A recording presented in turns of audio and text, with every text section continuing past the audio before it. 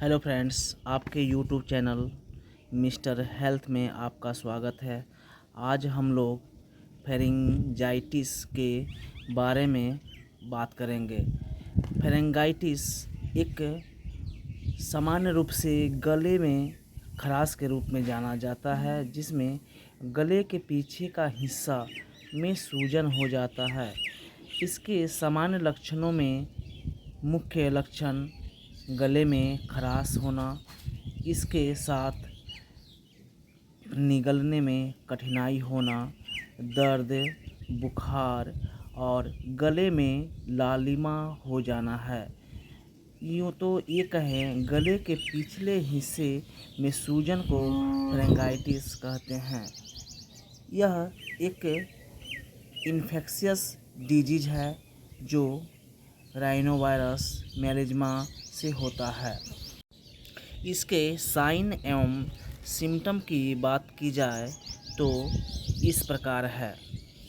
निगलने में कठिनाई होना, गले में तेज दर्द होना, नाक से छींके आना, थकान महसूस होना, लगातार ग्रंथि में सूजन होना इसके प्रमुख लक्षणों में है। इसके अलावा भी अन्य लक्षण कुछ हैं जो इस प्रकार से हैं, जिसके कारण हेडेक होना, नाकों का शोथ होना, सिरा लाल का दबाव, ये सभी चीज़ें हैं।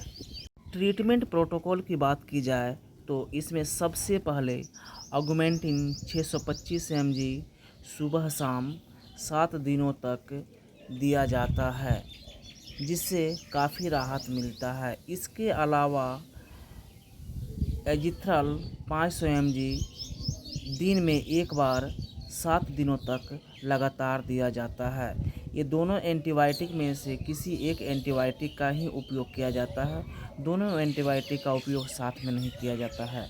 इसके अलावा जब इससे आराम नहीं मिले तो एक्कुजोन 1 ग्राम और डेक्सोना 1 ml मिलाकर IV सुबह शाम 7 दिनों तक देना चाहिए, जिससे आराम मिलना निश्चित है। यदि इससे आराम नहीं मिले तो पेशेंट को हायर सेंटर में रेफ़र कर देना चाहिए। फेरिंजाइटिस में गले में बहुत तेज़ दर्द होता है। इस दर्द को से राहत पाने के लिए टैबलेट ज़ीरोडोल SP सुबह शाम 7 दिनों तक लगातार देना चाहिए, जिससे दर्द से निजात मिलेगी।